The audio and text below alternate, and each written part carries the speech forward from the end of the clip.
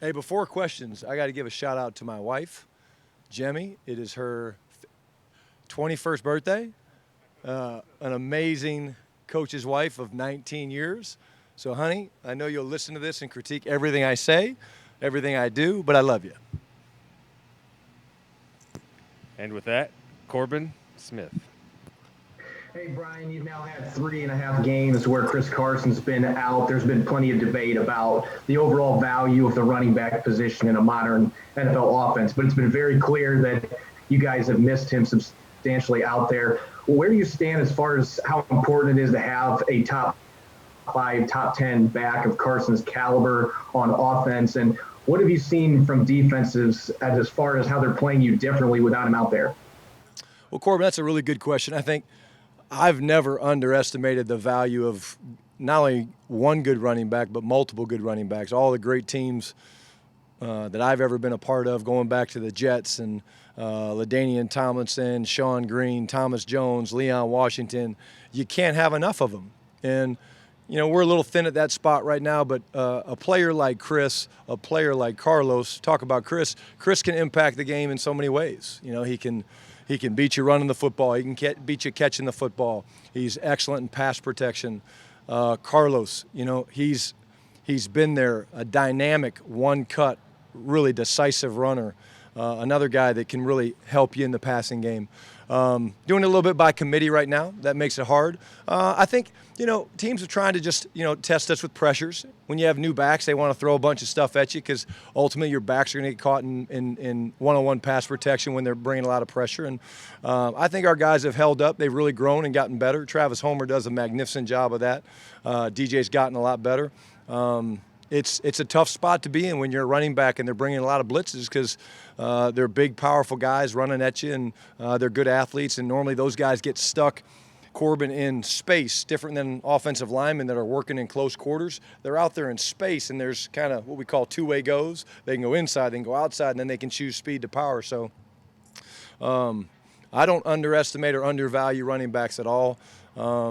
I think you ask most coordinators around the league, they love to have a stable full. Bob? Yeah, Brian, just curious your assessment of Russell's game on Sunday and then sort of what you've seen from him in the couple of days since then and how he's bouncing back from that. Yeah, you know, Bob, I think, you know, he needs to play better. He knows that. We can't turn the ball over.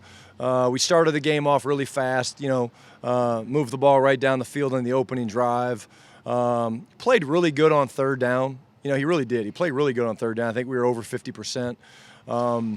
The turnovers, you know, he knows he has to be better with that. He knows that. Again, we coach him no different than everybody else. You know, it's non-negotiable. You have to take care of the football. There's big momentum swings. We always want to be one of the top teams in the league at taking care of the football. He's always going to be a guy that's been that way. He's normally a single-digit interception guy.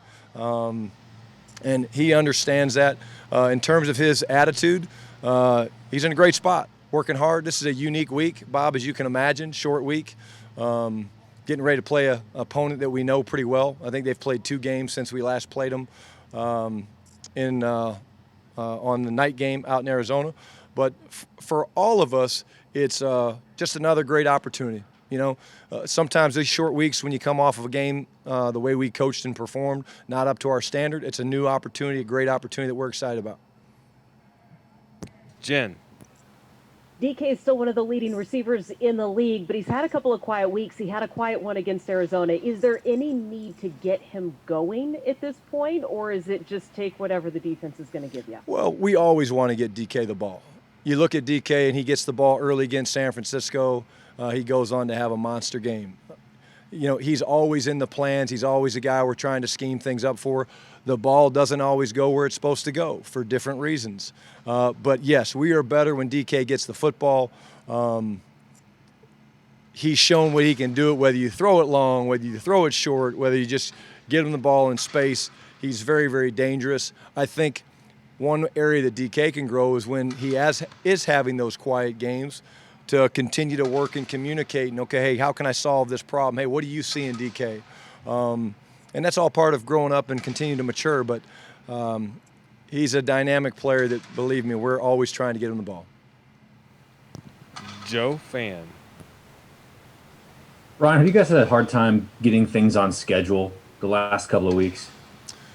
Joe, without looking at the stats, it's a hard question to answer. There are times that we've been behind the sticks. I don't know. I don't know if it's behind the sticks or just there's been some areas where we just couldn't get into a flow of things. Like the second half, we just couldn't get into a flow of things. But anytime you have long yardage situations, you put yourself behind the sticks. It does make it a little bit more difficult. But without really knowing it, I guess my point is, Joe, I haven't felt like, oh my gosh, you're third and whatever or second and whatever. I don't feel that way. But any offense is going to function better, Joe, when you can be ahead of the sticks in 2nd and 5 and 2nd and 3 and, okay, what do I want to call? I can call anything and you feel good about it. Whereas 2nd and long or 2nd and 10, 3rd and 10 makes it a little bit more difficult. But if you go ahead. If you get in situations where you feel like it's scramble drill after scramble drill, or you don't have a flow, I think you used the word flow. How as an offensive coordinator do you try to process that in between possessions and try to, or is it just keep moving forward? No, actually what you do, Joe, is you go back to the core plays that your players know inside and out. Maybe it's not the greatest play that draws up against this opponent or this coverage structure that they play, but it's something that guys can run in their sleep. They're like, oh, yeah, it's that play again. Russ knows where he's going. These are my different progressions. Guys are moving around. So you go to those core plays.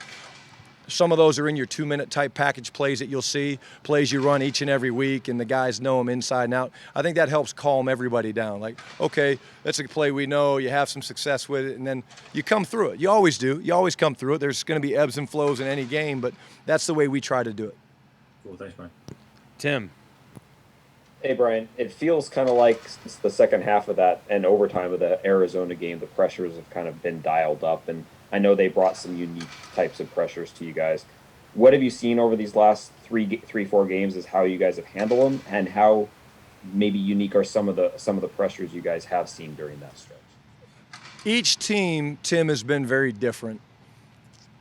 Arizona was very, I'll say, exotic in terms of everybody gets up near the line of scrimmage and you're trying to figure out who's coming. Then they bring them all and they drop them all.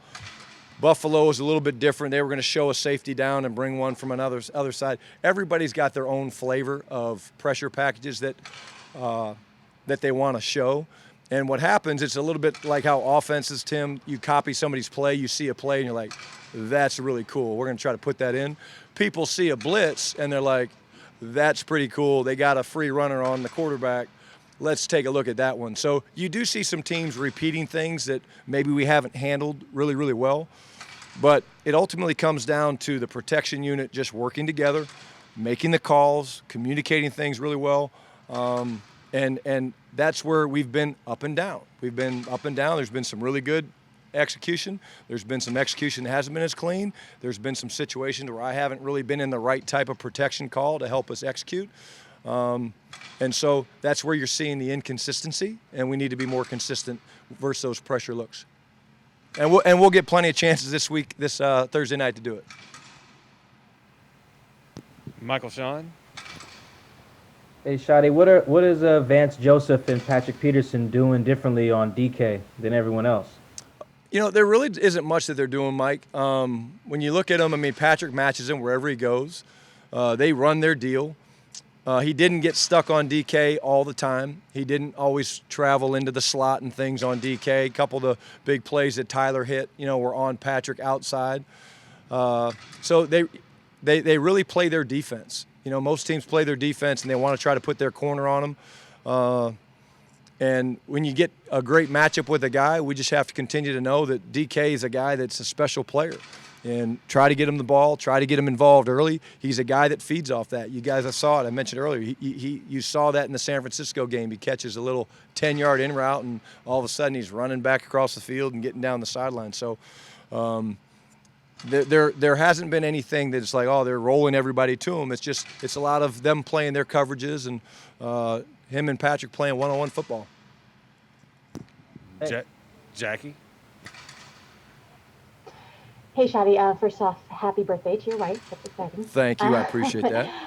What have you seen from Alex Collins and just this run game that we've had over the last few weeks? Yeah, I think I didn't know Alex. I wasn't here when Alex was here the first time. I knew about Alex from watching Alex perform. I was in Indy. We played Baltimore, and he had a huge game against us in Baltimore. So I always knew the type of runner that he was capable of being. I thought he really played really well last game with the opportunities that we gave him. Early on, he was running hard. The perimeter run that we hit, again, Dwayne did a great job getting on the outside, securing that thing. DK was involved. The receivers were involved. But he really runs hard. With the running game, it's just kind of been hit and miss. There's been some good runs. There's been some runs that haven't really hit.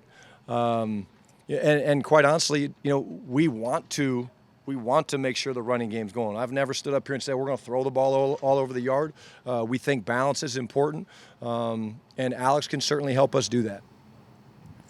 If in the event that you do get Chris Carson or Carlos Hyde back this week, what can they open up for Russ in the offense? I think there's just a comfort level playing with those guys a little bit more than he's played with everybody else. They're both great players. They're both veterans.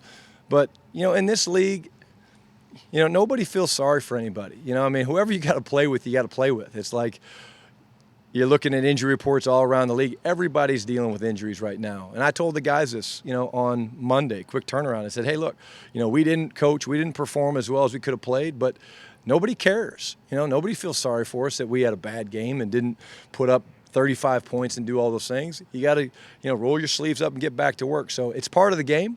And there's been quite a few injuries this year around the league. But those guys, certainly just the boost of having more depth at that position is a good thing.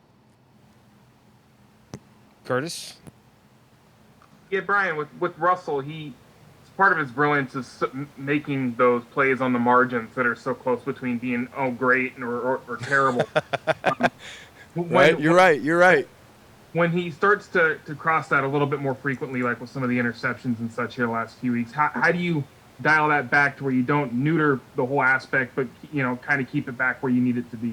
Well, I think the number one thing to say is we completely trust Russ. Russ will get through this. I really believe that. But the one thing that we did talk about, Curtis, was just simplify your thinking. There's a lot of things going through quarterbacks' minds. That's why you see these unbelievable performers have good games and bad games, and you see a Russell Wilson throw a couple interceptions, a Tom Brady, a Drew Brees, they come out and they have bad games. So simplifying your thought process.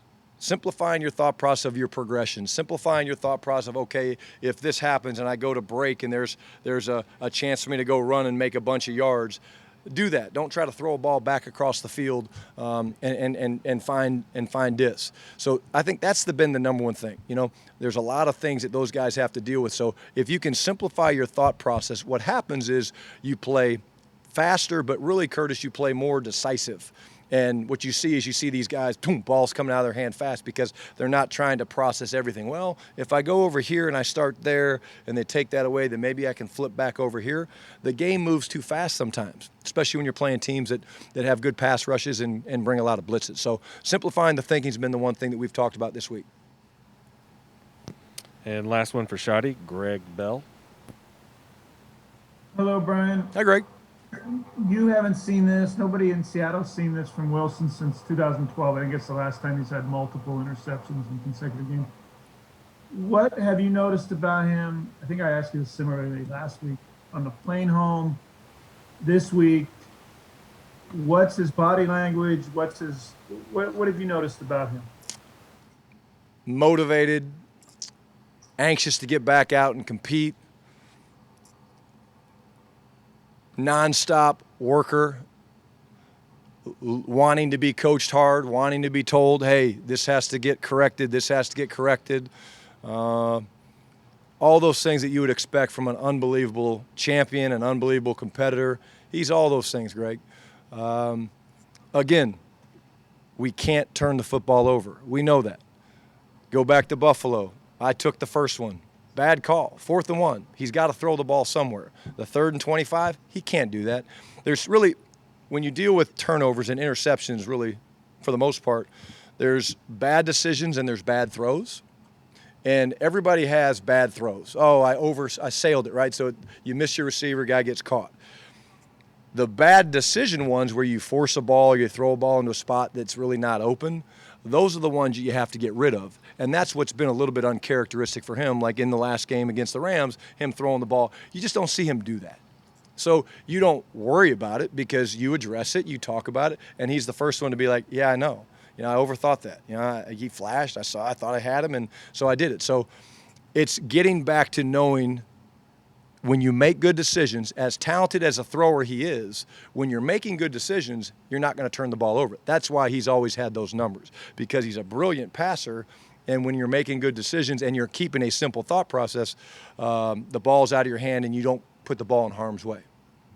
What do you attribute him not having or having a more complicated thought process recently? I think he's just competing. I think that's all it is. He's just competing.